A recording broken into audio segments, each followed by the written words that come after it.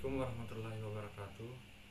Perkenalkan, nama saya Syahrul Gunawan, Prodi Perhotelan, angkatan tahun 2018, angkatan ke-6.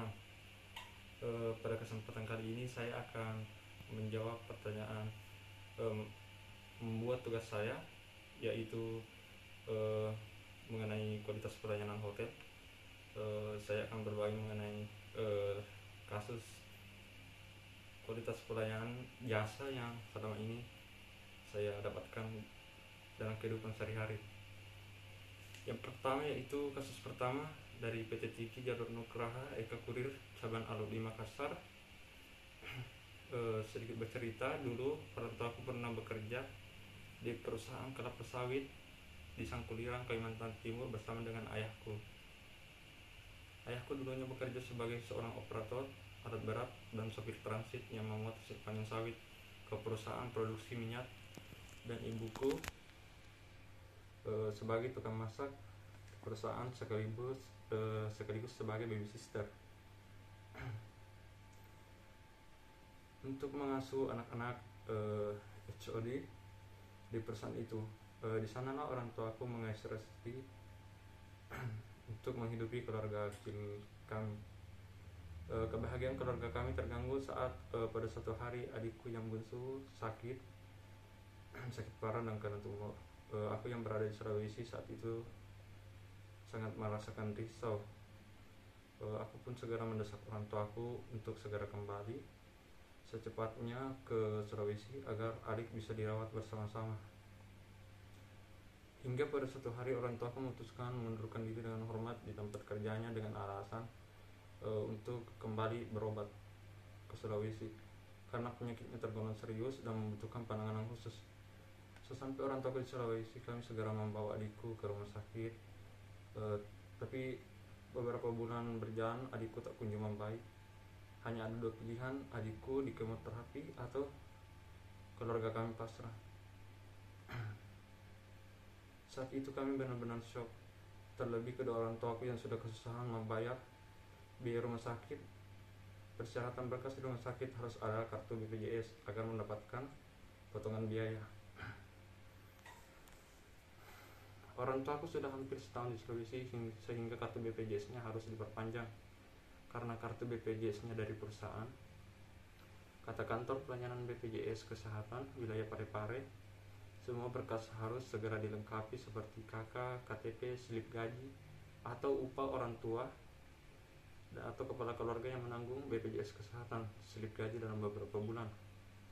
Pengurusan berkasnya terkendala pada pengurusan KTP ayahku yang bagian domisilinya berbeda dengan yang sekarang, dan banyak keperluan administratif yang mesti dilampirkan. Salah satunya harus membuat surat pengantar ke Disduk Capil, sulitnya lagi harus ada surat keterangan pindah domisili dari petugas kelurahan domisili di Kalimantan. Untung saja untuk pengurusan keperluan persyaratan berkas-berkas ada sepupuku yang bisa membantu di sana di Kalimantan. Adakah bersyukurnya kami, ternyata pengurusannya bisa diwakili. Setelah semua berkas persyaratan lengkap, sepupuku mengirimnya melalui layanan jasa Tiki. Karena sifatnya sangat penting dan mendesak, jadi kami pilih layanan ekspres. 3 hari setelah pengiriman, alhamdulillah barangnya sudah datang atau berkas-berkasnya tadi, dan saya memutuskan untuk menerimanya melalui PT Tiki Jalur Nugraha Eka Kurir Cabang Aluk di Makassar. Berkasnya datang begitu cepat dengan packing yang sangat aman. Kurir pengirimannya ke alamat saya pun sangat responsif dan ramah. Kami pun melanjutkan pengurusan BPJS dengan melampirkan berkas-berkas yang telah diterima dan akhirnya lancar. Setelah itu segera dicairkan.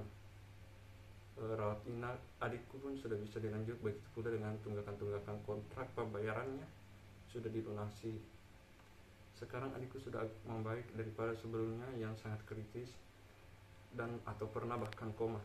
Semoga kedepannya adikku bisa sehat seperti sedia kala dan beraktivitas seperti anak seusianya, amin. Terima kasih PT Tiki Indonesia sudah membantu pengiriman berkas kami. Kemudian saya akan sharing tentang berkas 2 saya yang saya dapat, yaitu pengaruh kualitas pelayanan terhadap kepuasan pelanggan pada jasa penerbangan pada maskapai Indonesia PT Air Asia, khususnya maskapai PT Indonesia Air Asia Bandar Udara Juanda Surabaya. Bercerita tentang pengalaman saya kuliah di Politeknik Busowa, mengambil program studi perhotelan. Di semester 4, prodiku melaksanakan program praktik industri. Ini merupakan program yang rutin dilaksanakan di kampus kami. Dan saat itu saya mengambil PPI di luar negeri.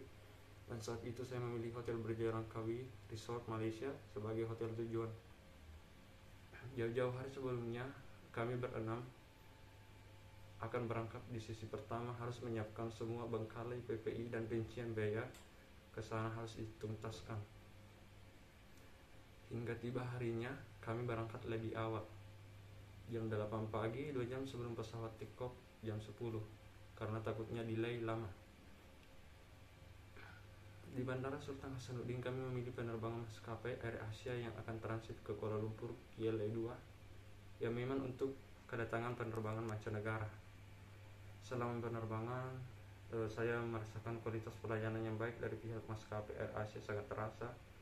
Munculnya Air Asia sangat memberikan alternatif yang menarik, oleh karena mungkin yang menurut saya itu berbedanya penawarannya yang diberikan dibanding dengan maskapai penerbangan yang lain. Dengan tagline "Now everyone can fly", Air Asia menawarkan harga yang terbilang cukup murah, di mana harga rata-rata di bawah maskapai lain. Namun saya merasa harga ini bukanlah tolak ukur terhadap kualitas pelayanan yang diberikan.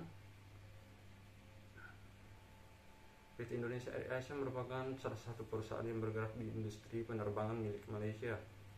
Kedua belah pihak, yaitu Indonesia dengan Malaysia, melakukan kerjasama yang menerapkan strategi penerapan harga yang murah atau low carrier LCC dibandingkan dengan kompetitornya. Ternyata itulah mengapa harga bisa ditekan dan kualitas tetap dipertahankan. Hal tersebut sangat cocok dengan keadaan orang-orang seperti saya, yaitu ekonomi mid-range, pas di kantung, sehingga tidak memberatkan dan mengganggu keperluan lain. Strategi ini dipilih oleh pihak maskapai karena sesuai dengan target market yang dipilih oleh Air Asia, yaitu konsumen penerbangan yang sangat sadar terhadap harga dan hanya membutuhkan manfaat utama dari produk dan pelayanan yang transportasi.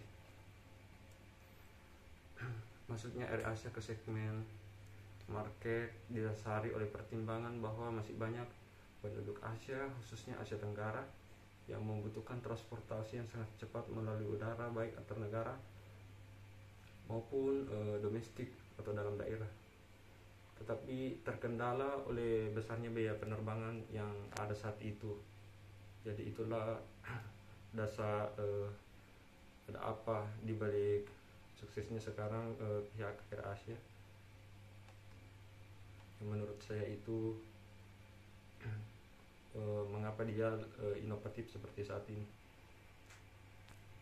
Maskapai penerbangan bertarif rendah seperti Air Asia sudah mengubah pikiran saya, image saya tentang bahwa penerbangan itu adalah perjalanan lewat udara yang kesannya mewah, yang dulunya hanya dinikmati oleh orang-orang yang di kalangan atas dan hanya sebagian segmen pasar, dan sekarang sudah bisa dinikmati oleh orang-orang yang menengah ke bawah.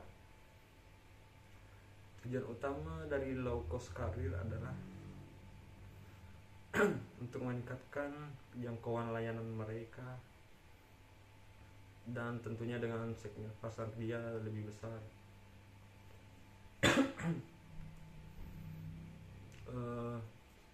Kualitas pelayanan mereka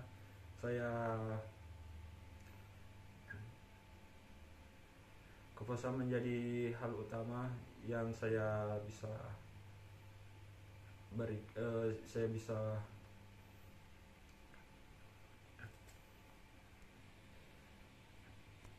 kualitas pelayanan seperti bagaimana servis mereka di dalam pesawat. Penerbangan dari Bandara Sultan Hasanuddin ke KLA 2 ditempuh dalam waktu